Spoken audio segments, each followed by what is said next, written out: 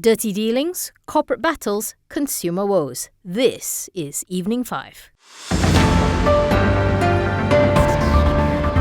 The Italian government has once again rejected the proposed disposal by KNM's wholly owned subsidiary KNM Europa of its entire stake in FBM Hudson Italiana. The transaction had again failed to obtain the golden power clearance from the Italian government, KNM said in a filing with Bursa Malaysia. According to the International Association of Defence Council, the Italian government's golden power refers to its special power to stop any foreign direct investment or halt corporate transactions involving strategic assets that include defense, national security, and infrastructure such as transportation, energy, and communications.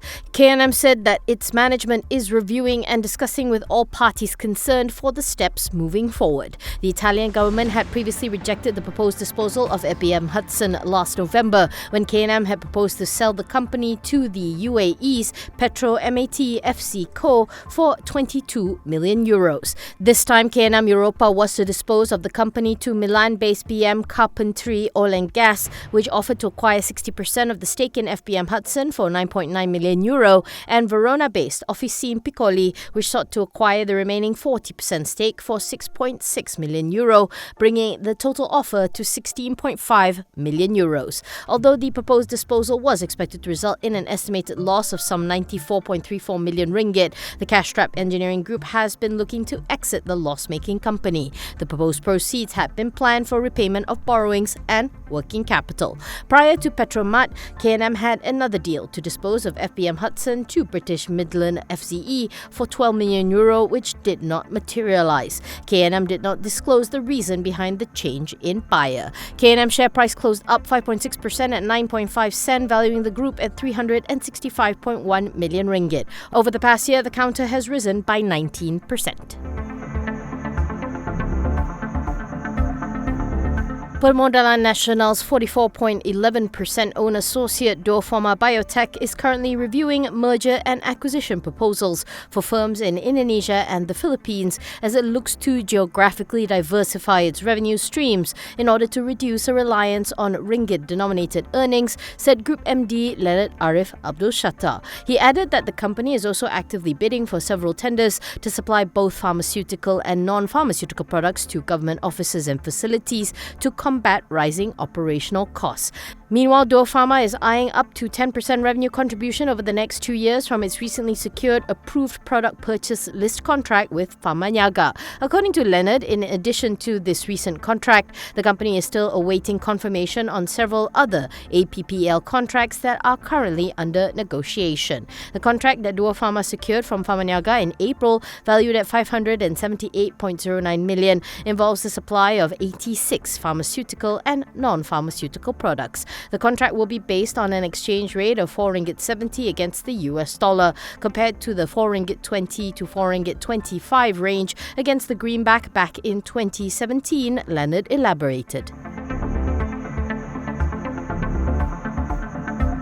Sime Darby Property announced that it has proposed an internal reorganisation which involves transferring selected assets, liabilities and business activities to its wholly owned subsidiary. This is to streamline the company structure into separate business teams to better reflect its diverse operations. As such, Sime Darby Prop will function solely as an investment holding company. Under the proposal, all the township developments under Sime Darby Prop, which involve Bukit Jelutong, Denai Alam, Elmina Business Park, Bukit Subang, as well as Bandar Hamilton Nilai in Negeri Sembilan, will be transferred to the respective units. Meanwhile, its management services business will be transferred to Sime Darby Property Management Services to focus on providing management services and support for the property development business, investment and asset management business, leisure business, as well as internal shared services. Sime Darby Prop told Bursa Malaysia that it has entered into reorganisation agreements with its subsidiaries by way of a member scheme of arrangement under Sections 366 and 370 of the Companies Act 2016. Sapura Energy has been granted a 9-month extension by the High Court to the convening and restraining orders that the group obtained from the court in March 2024 to allow it to continue to work out a debt restructuring scheme with its creditors. The convening and restraining orders granted to the group previously are set to expire on June 10th. This is the third set of convening and restraining orders that the group has obtained from the court since March 2022.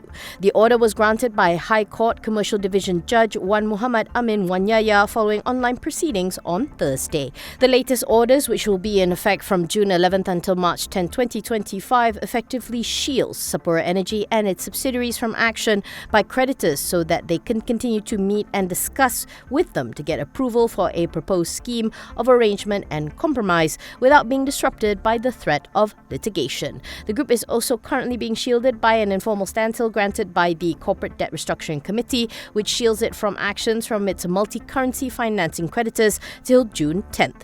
The court order, sanctioned under the Companies Act 2016, allows Sapura Energy to take critical steps for its debt restructuring plan through MCF of approximately 10.8 billion and outstanding payments to trade creditors to a sum of 1.5 billion ringgit. The company had said in March that CDRC's decision had considered the current state of progress of the group's proposed restructuring scheme and the second extension that the group obtained from the court to convene meetings with creditors for its debt restructuring and to restrain them from taking legal action against it. The Practice Note 17 status company, in which Pemodelan Nasional holds a 41.1% stake, was thrown a lifeline last December when at least 75% of the financiers of its approximately 10.3 billion MCF facilities provided it requisite approval in principle for its proposed debt restructuring scheme.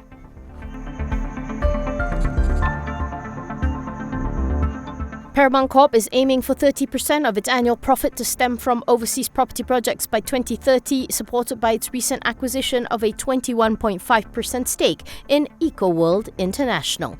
This as domestic orders are expected to saturate. CEO Jeffrey Chew Son Tiong pointed out that Paramount's only overseas property project is a 29-story condominium in Bangkok, developed through a JV with a Thailand-based developer in 2020. He said the company is gearing up for overseas expansion and is expecting its EWI stake acquisition to contribute roughly 20% of its profit.